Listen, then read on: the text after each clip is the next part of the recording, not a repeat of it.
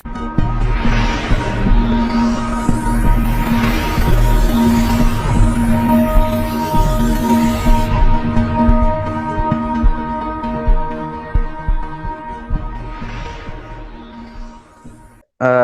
saya jelaskan kitab Ta'lim ini. Kitab Ta'lim ini itu kitab yang sangat luar biasa sekali, kitab yang sudah masyhur di seluruh dunia. Sebelum kita bahas lebih jauh lagi, alangkah baiknya kita itu menghadiahkan Fatihah kepada guru-guru kita, terkhusus untuk pengarang atau mu'alif kitab Ta'lim ini ya, Syekh Zanurzi. Bismillahirrahmanirrahim. Ila hadrati Nabi Mustafa Muhammad sallallahu alaihi wasallam wa nafsan mu'alif hadal kitab Ta'lim Muta'alim Syekh Zanurzi al-Hanafi al-Fatihah. A'udzubillahi minasyaitonir rajim. Maliki yaumiddin. Iyyaka na'budu wa iyyaka nasta'in. Ihdinas siratal mustaqim. Shiratal ladzina. Nah, amin. Semoga kita semua dapat berkah ya dari beliau-beliau ini, dan semoga kitab ini menjadi amal baik beliau di akhirat. Nah, kitab ini itu kitab yang sangat unik sekali, kitab yang menerangkan terkait bagaimana mencari ilmu, terus bagaimana kita memilih ilmu, bagaimana kita memilih guru, bagaimana kita memilih teman. Ada banyak sekali di kitab ini pembahasannya. Kitab ini dikarang oleh, sebelum saya baca ya, saya jelaskan pengarangnya dulu ya. Oleh nama lengkapnya itu Syekh Burhanuddin Ibrahim Al-Zarnuzi Al-Hanafi. Nah, terkenalnya beliau ini Al-Zarnuzi karena kata-kata Al-Zarnuzi ini dinisbatkan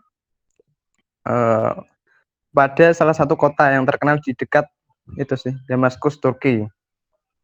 Nah, adapun juga beliau ini dinisbatkan juga Al-Hanafi karena madhab beliau ini Hanafi ya, bermadhab Hanafi. Nah, Syekh Zanurzi ini sangat terkenal dulu ya. Beliau itu lahirnya, untuk tahun lahirnya itu masih diperdebatkan ya. Banyak yang belum menemukan Syekh Zanurzi ini lahir tahun berapa sih. Akan tapi kalau wafatnya, beliau ini wafat tahun 640 Hijriah. Sudah lama berarti ya. Sekarang sudah 800 tahunan. Subhanallah. Maksudnya kitabnya itu masih diterima oleh kalangan seluruh dunia. Sudah 800 tahunan. Nah, pada dulu Syekh Zanurzi itu pada masanya juga beliau ini berguru kepada imam-imam besar pada masanya.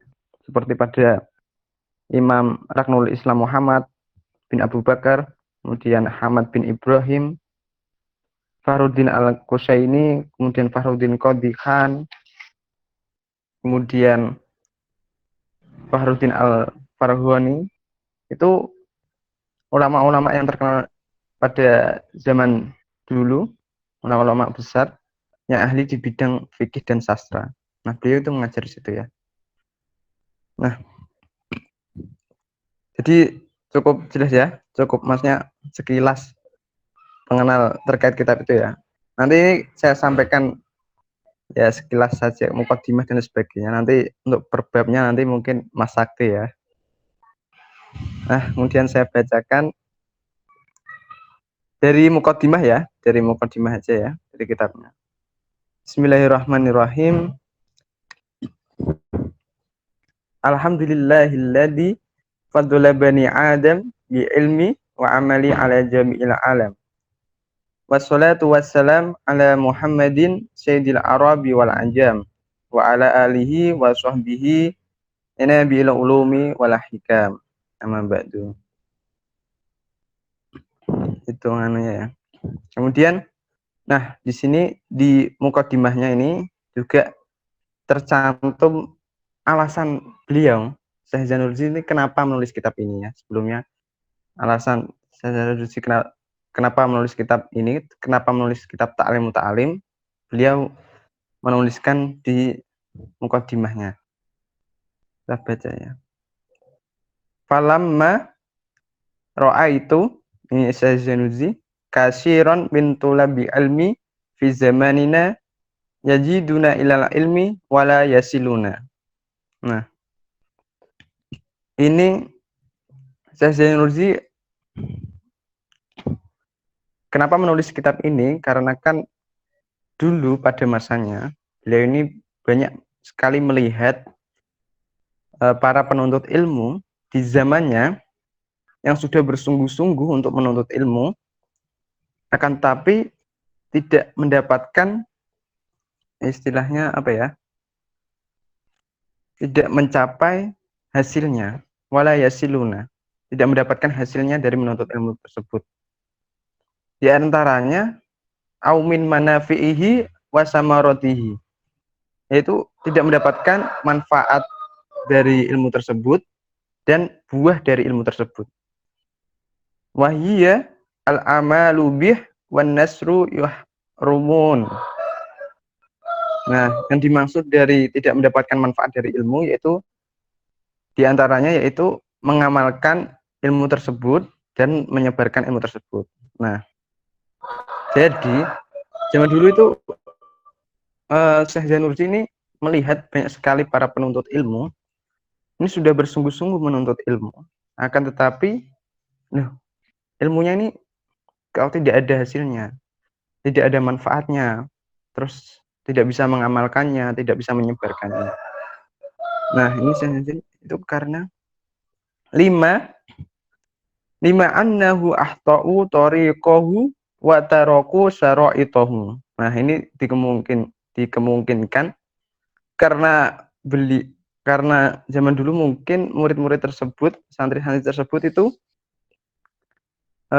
salah jalan atau meninggalkan syarat-syarat dalam mencari ilmu.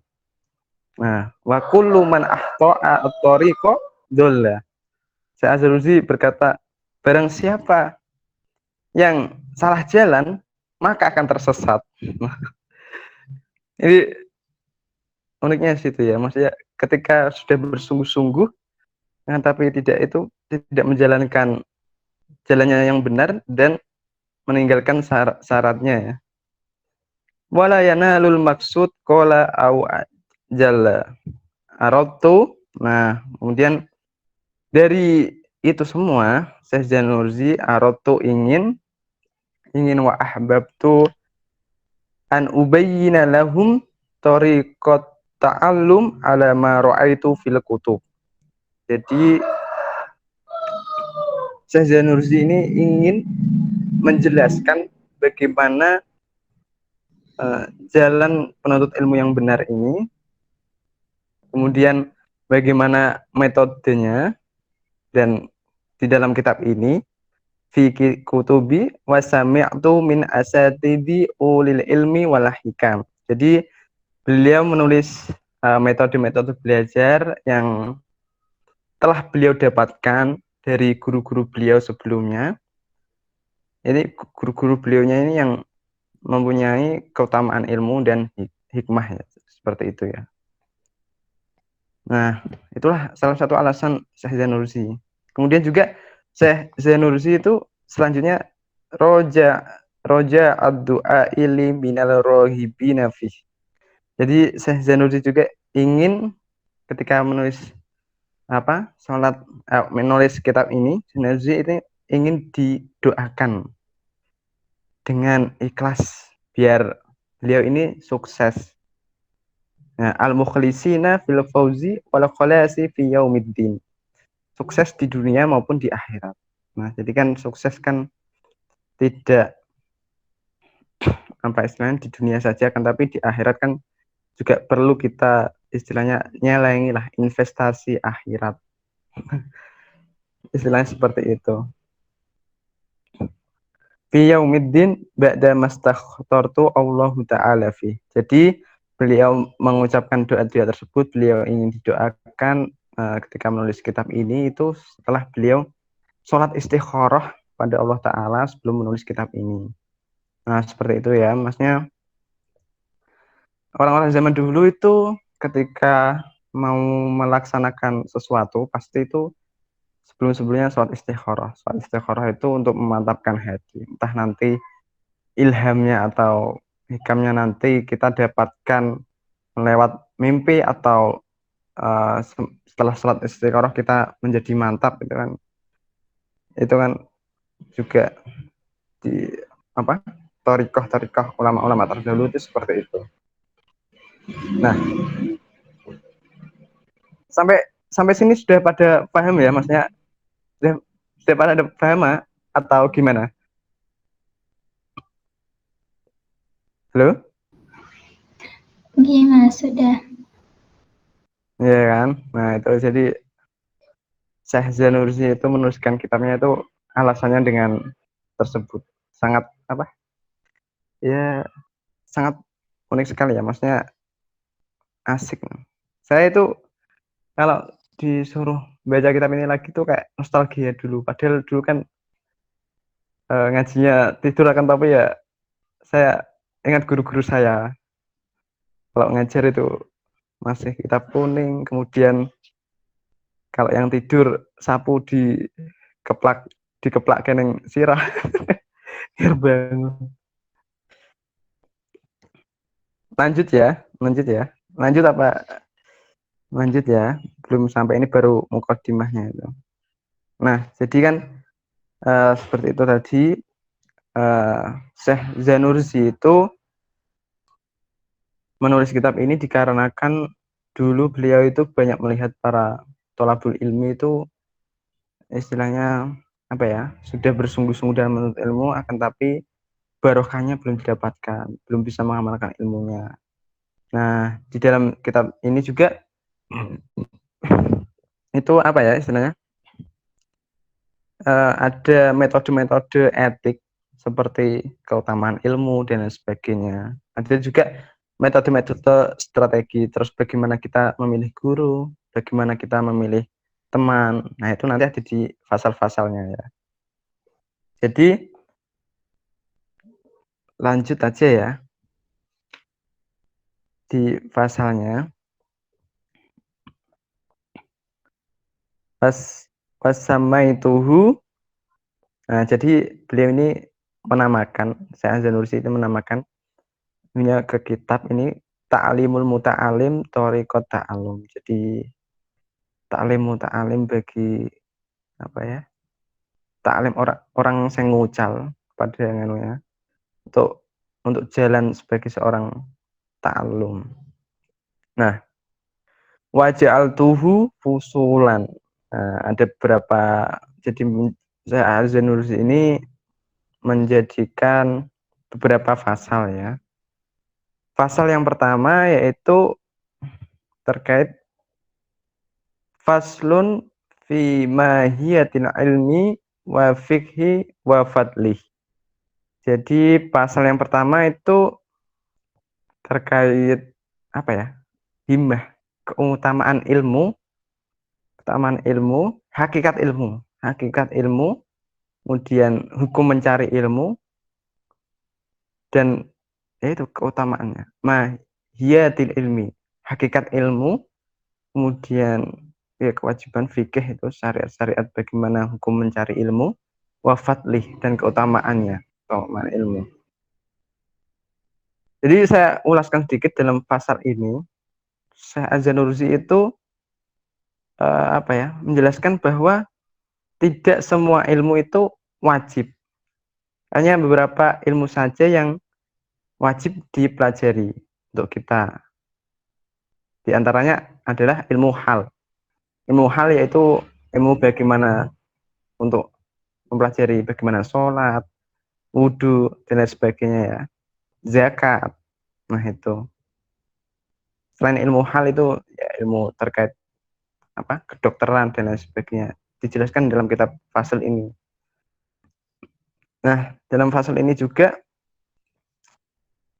ada keutamaan dari ilmu tersebut. Menjelaskan di fasal 1 ini ada penjelasan terkait keutamaan mencari ilmu, kemudian bagaimana orang yang berilmu ini nanti akan diangkat derajatnya.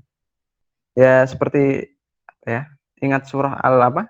Al-Mujadilah kalau nggak salah ayat 11 ya. Yang punya yarfa'illahu alladzi amanu minkum walladzina utul ilma darajat wallahu bima ta'maluna khabir.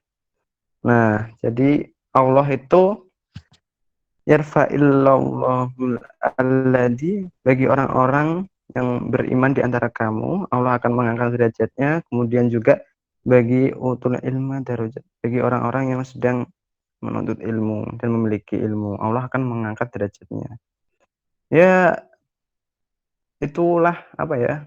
Kelebihan manusia ya. Manusia diberikan akal oleh Allah itu hal yang luar biasa sekali karena kita lebih dari malaikat bahkan. Makanya malaikat disuruh sujud sama Allah kepada Nabi Adam. Nah, itu. Kalau kita sadari kita punya akal, alhamdulillah sekali. Maksudnya sangat bersyukur sekali kita diberikan akal, kita bisa berpikir. Kalau hewan kan diberikan semuanya tapi nggak diberikan akal kan, hanya manusia yang diberikan akal. Kalau hewan diberikan kasih sayang, diberikan ya sama hampir semuanya ya. Ya oleh karena itu manusia bisa menjadi hewan, manusia bisa lebih tinggi dari malaikat. Maksudnya manusia bisa di bawah hewan kalau mereka tidak menggunakan akalnya. Kalau manusia menggunakan akalnya itu lebih tinggi dari malaikat. Nah, terus di dalam pasal ini juga itu ada hukum ya, hukum-hukum menuntut ilmu. Ada fardu ain. Fardu ain contohnya itu yang belajar ilmu wudhu, ilmu sholat, terus fardu kifayah. Fardu kifayah itu mempelajari ilmu-ilmu seperti menguburkan jenazah dan lain sebagainya. Kemudian ada juga apa? Haram. Belajar ilmu hukumnya haram. Itu ilmu-ilmu yang tentang perbintangan, peramalan berdasarkan perbintangan seperti itu. Ilmu-ilmu apa ya? Ilmu hitam lah itu lah. Kemudian mempelajari ilmu boleh itu hukumnya mempelajari ilmu boleh itu kedokteran lah seperti itu. Itu fase yang pertama. Kemudian nah ini fase yang kedua. Faslun ay asani andal faslun fin niyati fi halit ta'allum. Jadi di fase kedua juga itu menjelaskan terkait niat, pelurusan niat ini sangat penting ya di dalam keadaan orang yang sedang belajar. Soalnya apa ya? Segala sesuatu itu kan tergantung niatnya ya. Maksudnya kan banyak ibadah duniawi menjadi ukhrawi karena niatnya. Kemudian banyak juga yang ibadah ukhrawi jadi duniawi karena niatnya. Karena ada yang masih hafal hadisnya Arba'in Nawawi yang inama amalu biniat. Ira mungkin hafal ya. Atau Fatin. Masih hafal? Kok senyum ya? Innama a'malu biniat wa innama likulli imri'in ma nawa. Kemudian lanjutannya faman kanat hijratuhu ila Allah wa rasuluh wa hijratuhu ila Allah wa rasuluh. Faman kana hijratuhu lid-dunya au linnikahil mar'ah fa hijratuhu ila ma hijrah ilaih. Jadi segala sesuatu itu memang tergantung niatnya. Kita akan mendapatkan apa yang telah kita niatkan. Kalau di hadis Arba'in Nawawi itu kalau niatnya hijrahnya kita hijrah karena Allah dan Rasul, maka ya kita akan mendapatkan hijrah karena Allah dan Rasul. Nah, tapi kalau niatnya kita hijrah karena dunia atau karena kita masuk Islam karena ingin menikahi wanita itu, ya dapatnya ya itu. Seperti itu. Soal niat ini sangat ditekankan dalam kitab ini. Soalnya kan banyak ibadah-ibadah ghairul mahdhah menjadi mahdhah. Ibadah ghairul mahdhah itu ibadah yang tidak ada kegiatan yang tidak ada pahalanya kalau tidak ada niatnya. Seperti makan, minum kayak gitu kan. Kalau nggak ada niatnya, misal makan-makan aja sia-sia. Kalau kalian suka tidur ya, suka tidur itu diniatin aja apa? Ya daripada maksiat lebih baik tidur. Tidur kamu nanti mendapatkan pahala daripada nggak ada niatnya. Nah itu ya. Itu fasal yang kedua. Dan niatnya itu. Kemudian nanti ada tanya jawab apa enggak? Ada. Oh ya cepat aja ya. Udah setengah jam. Ya, nah, itu ada fasalnya. Jadi nggak kerasa. Maksudnya fasalnya itu tadi kan ada tadi yang pertama faslun fi hayatil ilmi wa fikhi wa fadli, kemudian fasal yang kedua fi niyatil fil hali ta'allum, kemudian fasal yang ketiga terkait ikhtiyaril ilmi wa ustad wa syarik wa sabat. Fasal yang ketiga ini terkait apa ya, anjuran untuk memilih ilmu, kemudian juga memilih ustadz itu bagaimana, memilih teman itu bagaimana. Pilih teman yang tekun, teman yang bisa, ya teman kan ada, kriteria teman kan ada banyak. Kalau kriteria ustadz ada banyak, nanti dijelaskan di perkhusus fase-fasenya itu nanti ada. Makanya ikutin terus apa istilahnya, nanti beliau Mas Sakti ya. Saya kan badal di sini. Mas Sakti bisa menjelaskan lebih dalam lah. Soalnya kan kalau saya kan masih ini menyampaikan dari guru-guru saya saja. Kemudian yang lanjut ya ke faslon tadi ketiga, yaitu ya terkait memilih ilmu ustadz syarif. Kemudian faslun fi ta'dimil ilmi wa ahli. Jadi faslon yang keempat itu terkait menghormati ilmu dan orang yang mempunyai ilmu. Ada perkataan bahwasanya ana abdun, saya akan menjadi budak. Kemudian itu perkataan Sayyidina Ali kalau nggak salah. Saya akan menjadi budak bagi apa? Saya akan menjadi budak bagi orang yang mengajarkan ilmu kepada saya walau hanya satu. Itu abdun loh. Biasanya kan abdun, budak ya, emang budak lah. Emang kita jadi budak bagi guru kita karena kan kemuliaan ilmu kan sangat luar biasa sekali. Kemudian fasal yang kelima fijiddil wal muwadhabatil wal himmah, tentang sungguh-sungguh, tekun dan semangat dalam mencari ilmu. Mencari ilmu juga harus semangat. Nggak hanya mencari pasangan aja yang semangat. Mencari ilmu juga harus semangat kayak gitu. Di sini juga ada tadi kan di fase selanjutnya mencari teman. Nah, kalian juga bisa menerapkannya nanti kriteria-kriteria mencari teman dalam menuntut ilmu itu, mau kalian jadikan teman seumur hidup itu bagaimana, itu bisa di situ kayak menerapkan. Entah yang tekun, ya sih tergantung sih selera masing-masing. Kalau mencari teman ya entah teman seumur hidup atau lain sebagainya, nanti bisa di fasenya lebih dalam lagi.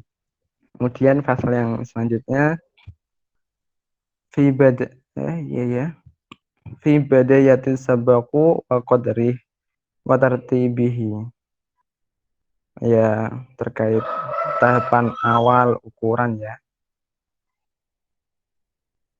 Kemudian yang ketujuh faslun fi tawakal, penjelasan terkait tawakal. Kemudian fasal yang ke-8 ini terkait waktu tahsil. Ini di kitab ini dijelaskan waktu-waktu mana saja yang produktif istilahnya.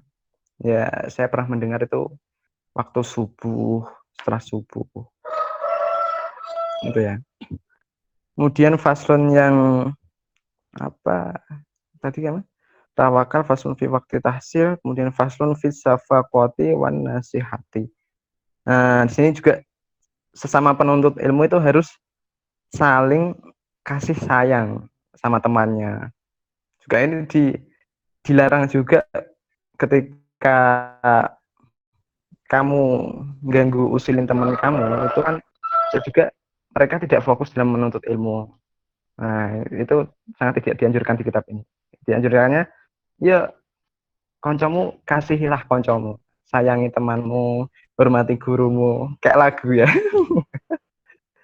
Kemudian paslon selanjutnya paslon fi istifadah.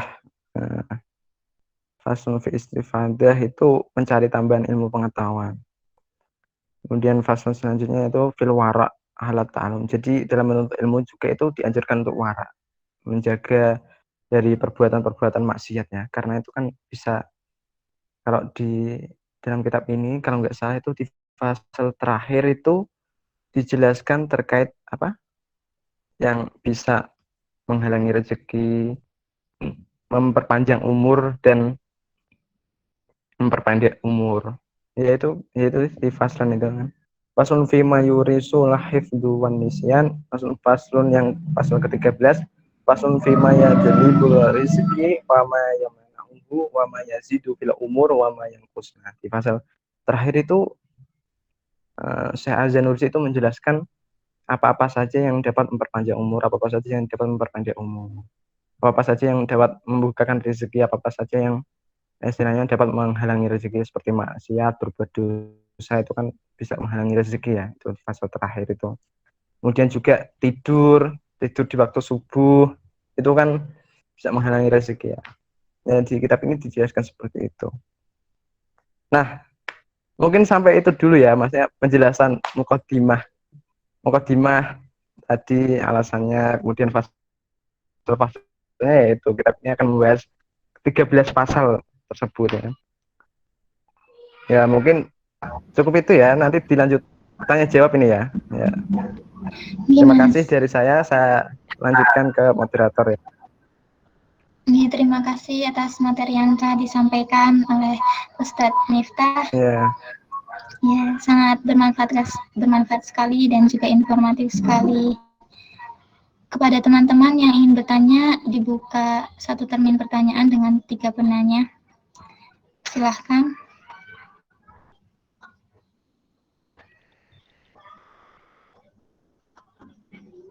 Ayo tanya nih, materinya sangat menarik sekali loh.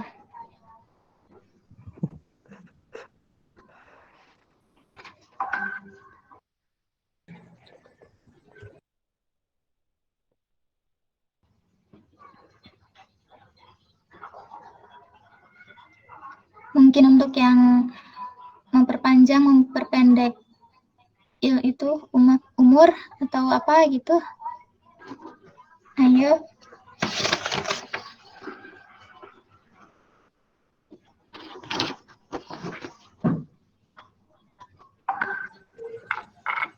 Oh, ada yang angkat tangan. Izin bertanya. Oh, ada yang mau.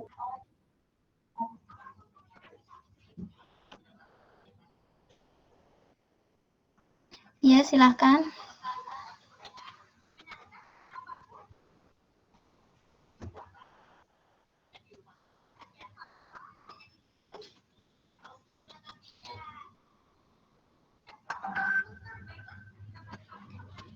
Ini sahabat Mahfud Mimin yang angkat tangan ya, atau enggak?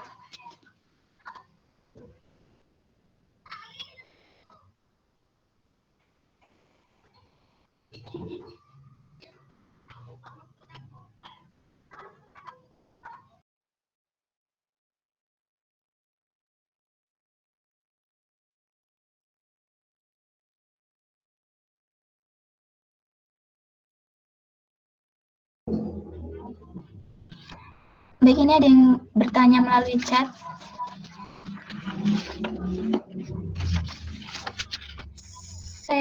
Sernuzi itu dari kebangsaan mana ya? Bagaimana sahabat Miftah, mau ditampung terlebih dahulu atau langsung dijawab? saya jawab ya. Pertanyaan dari sahabat saya ini.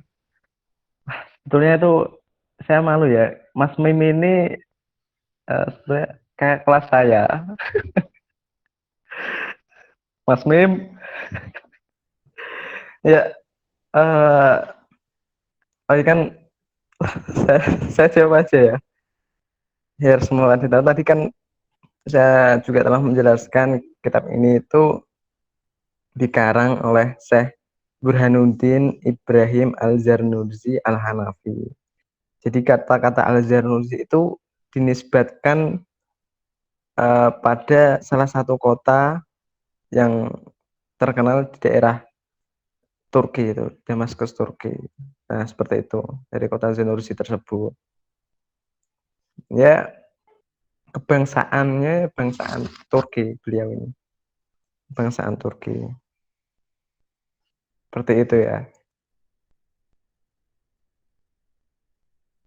Oke, makasih. Ya, sama-sama Mas Insan.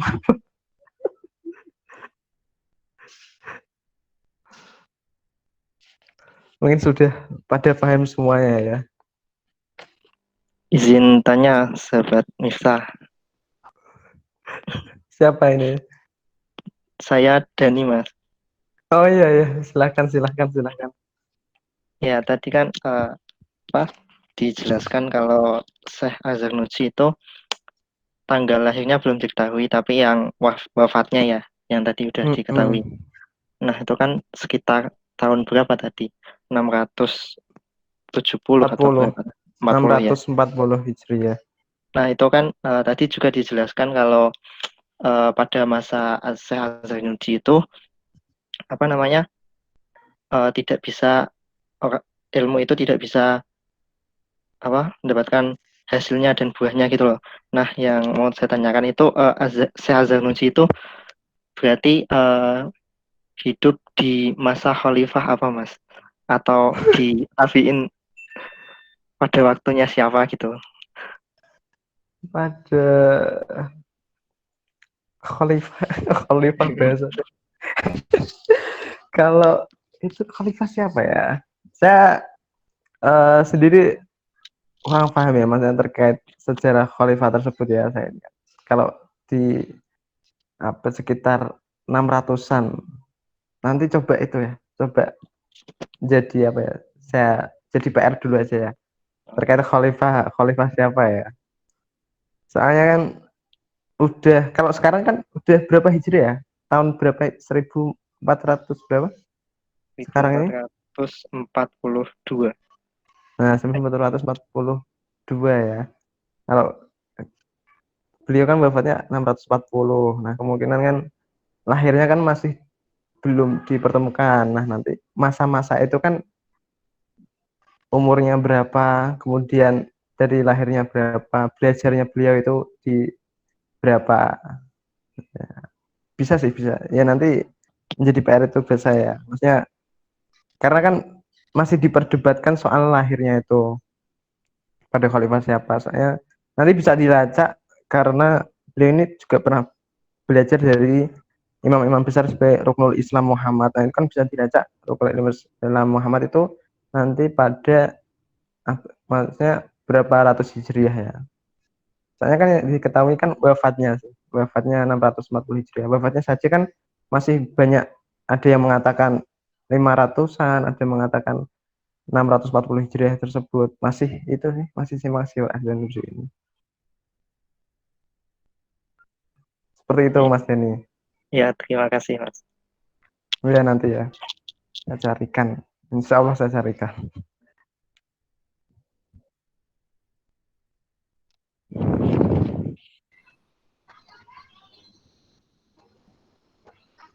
Ayo manfaatkan waktunya untuk bertanya lagi. Siapa yang masih ingin mengetahui lebih lanjut mengenai kitab ini?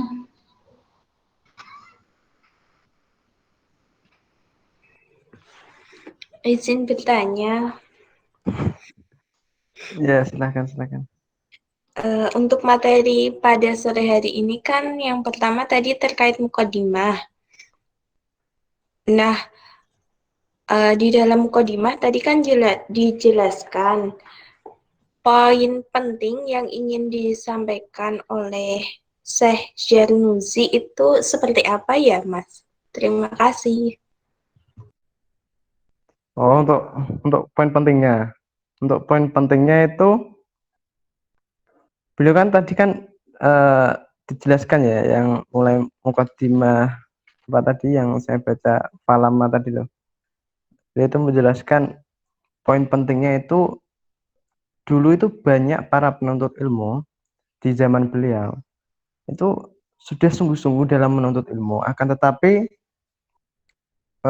mereka-mereka ini para penuntut ilmu kok tidak mendapatkan hasilnya dari penuntut ilmu tersebut maupun dari buah ilmu tersebut, tidak bisa mengamalkan ilmu tersebut dan juga tidak bisa menyebarkan ilmu tersebut.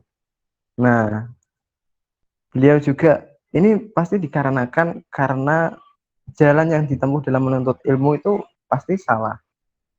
Kemudian juga pasti para penuntut ilmu itu meninggalkan syarat-syarat dalam mencari ilmu. Nah, nah, poin intinya seperti itu. Maksudnya kita sebagai santri penuntut ilmu itu ya istilahnya kan ada syarat-syaratnya sebetulnya. Kalau sebelum belajar kita dianjurkan untuk berwudu dahulu. Nanti di dalam kitab itu ada sih, maksudnya waktu belajar itu yang paling produktif kapan, kemudian juga apa istilahnya bagaimana cara kita menghormati guru. Soalnya di dalam kitab ini tuh ditekankan bahwasanya adab itu lebih penting daripada apa ya, pinter ya, orang yang pinter, orang yang misalnya orang yang sedikit ilmunya akan tapi adab ataupun akhlakul karimahnya itu bagus, itu lebih baik daripada orang yang banyak ilmunya tapi tidak mempunyai etika, tidak hormat kepada gurunya. Hormat kepada guru ini lebih baik daripada taat kepada gurunya. Seperti itu.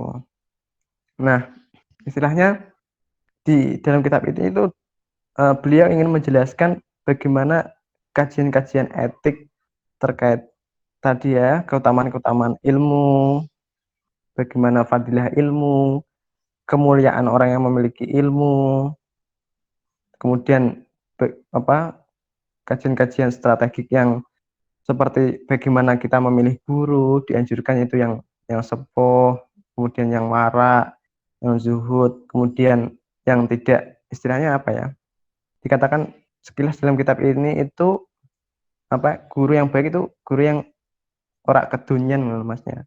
Ya, ulama itu rusak ketika beliau-beliau ini sudah apa ya gila harta, tidak zuhud lagi, tidak warak lagi. Seperti itu. Kemudian bagaimana cara memilih teman dalam menuntut ilmu, dari teman yang tekun, kemudian teman yang apa berkata jujur kepada kita, tidak berbohong. Maksudnya ketika kita sedang berbuat jelek itu diingatkan dan sebagainya. Nah, ini beliau menjelaskan di kitab ini. Maksudnya dalam kitab ini tuh ditekankan menuntut ilmu itu ada etikanya, ada caranya, kemudian ada syarat-syaratnya yang harus ditempuh agar ilmu kita itu dapat bermanfaat, kemudian kita dapat mengamalkan ilmunya, kita mendapatkan buah dari hasil ilmunya. Seperti itu, Ira.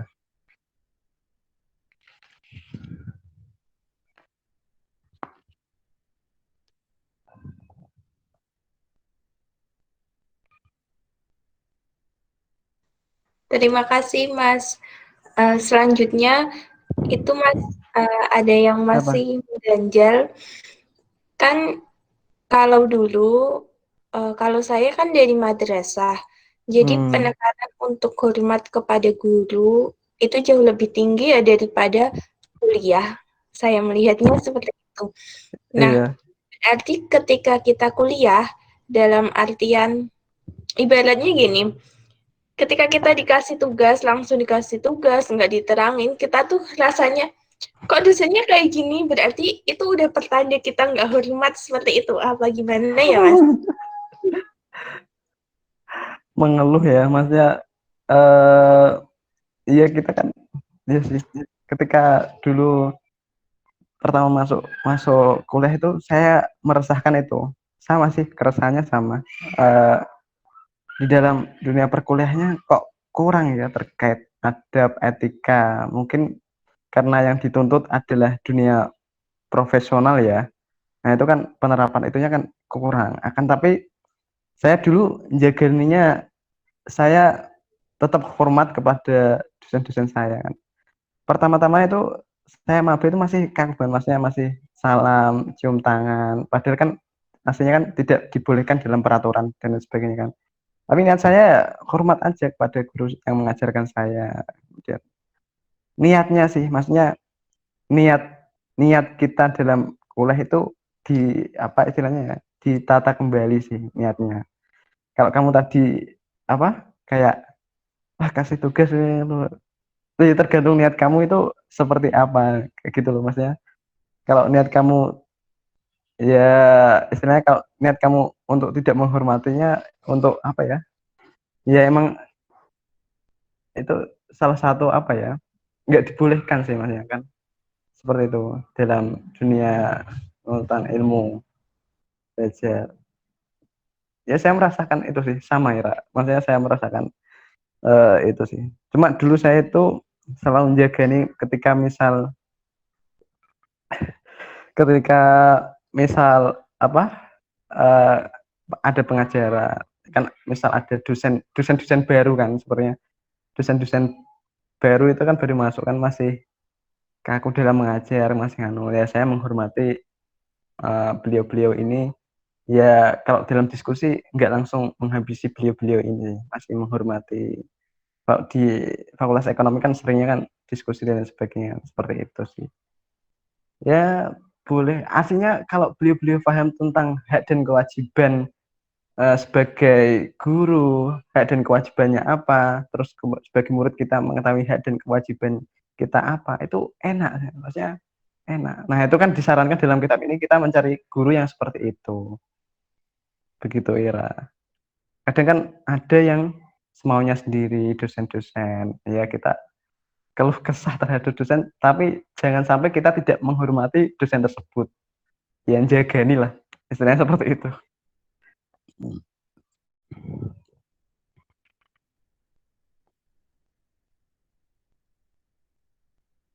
Hari Rabu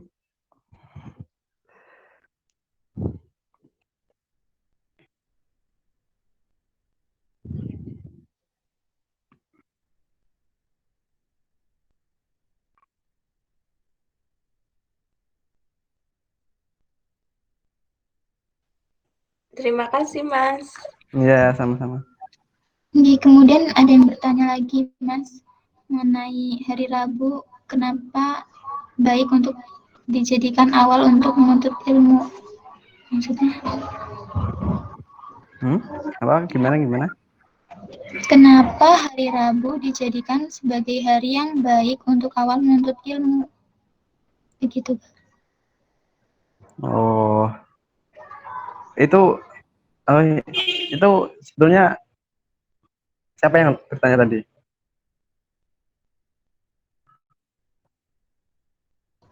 Indri Halimatus Sa'diyah. Sahabat Indri.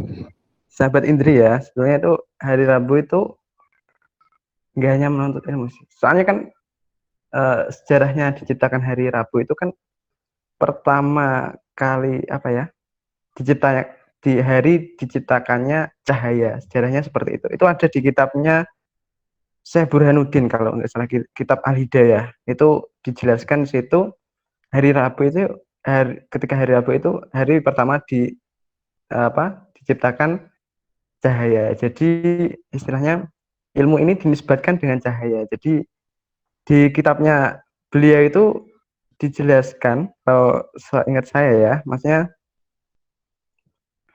hari Rabu ini hari yang sempurna atau hari yang baik untuk memulai menuntut ilmu. Ya, soalnya itu latar belakangnya, sebabnya itu. Hari Rabu itu hari pertama penciptaan cahaya, kemudian ilmu dinisbatkan sebagai cahaya penerang kita. Artinya kan ilmu sebagai penerang kita dalam ketidaktahuan kita, membuka wawasan kita. Nah, seperti itu. Sejarahnya seperti itu. Kitabnya nanti kalau mau lebih dalam lagi, coba dibaca-baca terkait kitabnya Syekh Burhanuddin itu. Kitab Al-Hidayah kalau nggak salah. Seingat saya ya, nggak hanya menuntut ilmu sih. Kalau kita, yang menjadi prinsip saya juga ketika memulai usaha, terus ketika mau ngapain itu baiknya hari Rabu sih emang. Kalau saya meyakini ketika saya melakukan hari Rabu itu pasti akan baik kayak gitu. Saya sendiri meyakini itu prinsip ya, Mas ya. Kalau sejarahnya seperti itu. Ada beberapa kitab yang menjelaskan khusus tersendiri terkait hari Rabu ada. Ya salah satunya itu kitabnya Syekh Burhanuddin Al-Hidayah. Seperti itu ya, saya berarti.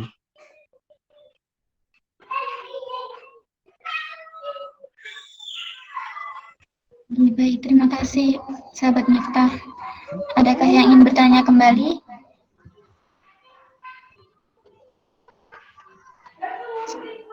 Mas izin bertanya. Cara menghadapi guru yang kalau ngajarnya tuh nggak jelas. Terus kalau ngasih tugas tuh beda-beda intinya. Terus jika ada mahasiswa yang bertanya tuh sering tidak akan mendapat kejawaban. Dah. Malah rasan-rasan guru ya. Ya maksudnya kalau apa ya, kalau guru-guru saya bilang itu ketika ada guru-guru yang nyeleneh atau apa istilahnya ya apa ya, kita itu di dalam kitab ini itu sangat apa istilahnya ya, ditekankan untuk benar-benar menghormati guru-guru kita. Bahkan tadi kan kata apa istilahnya dalam kata siapa tadi ya, apa saya kata Sayyidina Ali ya, Sayyidina Ali itu mengatakan rela menjadi budak pada siapa yang mengajarkan. Ketika kita ya tadi kan ada dosen seperti itu ya, kayak ibaratnya kayak gini, menghormati guru kita di dalam kitab ini diterangkan bahasanya berjalan di depan guru itu aja tidak boleh. Kemudian di fase-fasenya nanti kan dalam menghormati guru nanti ada. Kemudian duduk di tempatnya beliau itu nggak boleh. Memuliakan, mengajak bicara itu juga nggak boleh kecuali atas perkenan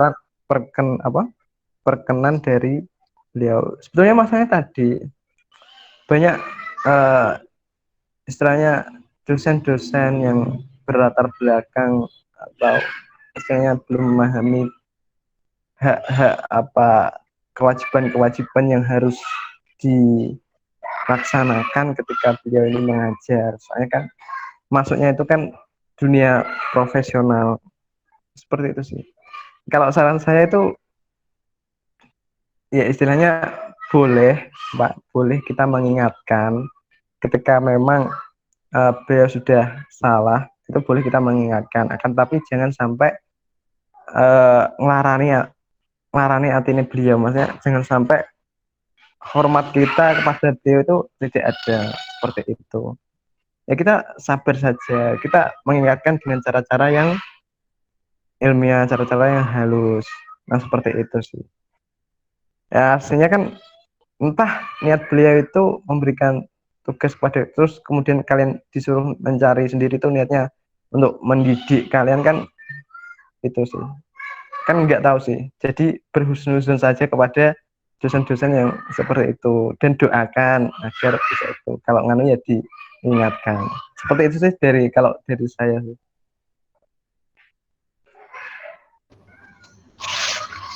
Ya, sama-sama. Cek, Mas izin tanya lagi. Saya lagi. Ini sampai jam berapa ini? Oh gimana, Ya. Mbak Fatin? Masih boleh tanya atau? Mungkin bisa gimana dari Mas Miftahnya aja. Oh ya, silahkan. Atau Ya. pertanyaan. Oke, tadi menyambung dari Mbak Kurnia ya terkait dosen yang ngasih tugas. Nah, pada tadi kan udah berbicara soal guru ya, adab murid terhadap guru. Nah, sekarang yang ingin saya tanyakan, kan di kondisi saat ini itu kuliah online. Nah, Hmm. biasanya itu kan dosen-dosen kalau di Korea kan memakai video conference. Nah, kita sebagai mahasiswa atau murid yang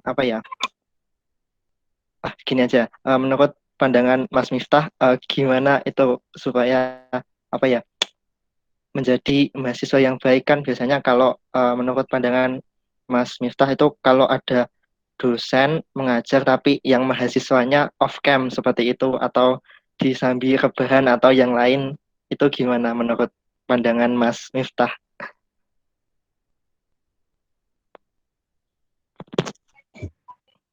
Gimana ya?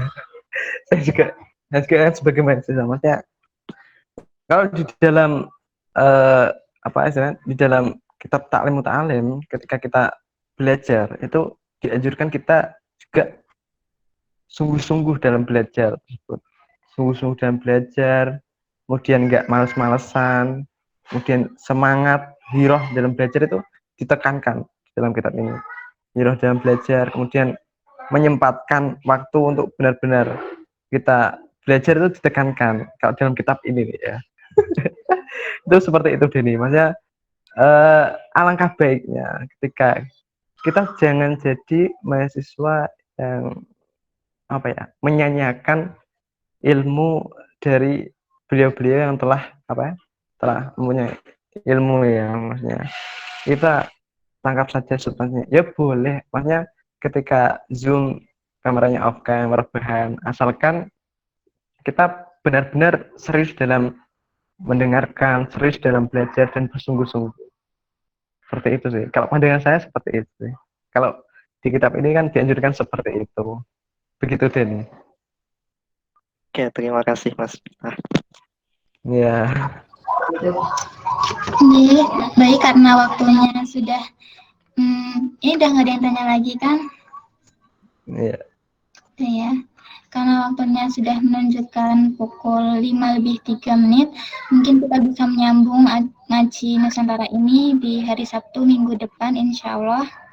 Kemudian ada beberapa poin yang mungkin bisa saya simpulkan bahwa alasan Syekh Azhar Nuzi menulis kitab ini adalah beberapa penuntut ilmu di zamannya itu masih salah jalan dan juga belum mendapatkan manfaat dari ilmu yang telah dicarinya. Jadi beliau menulis kitab ini agar pemuda tersebut itu tidak salah jalan dan juga tidak meninggalkan syarat-syarat apa saja yang kita harus lakukan dalam menuntut ilmu.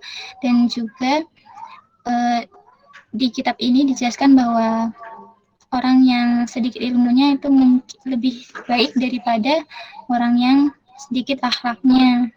Dan kita harus selalu berhusnuzon kepada guru kita. Husnuzon ya. Bersangka baik, tidak boleh bersangka buruk. Dan juga kita harus semangat dalam menuntut ilmu. Kita tutup ngaji pada sore hari ini dengan doa penutup majelis. Subhanakallahumma bihamdika asyhadu an la ilaha illa anta astaghfiruka wa atubu ilaik. Dari saya sekian. Wassalamualaikum warahmatullahi wabarakatuh.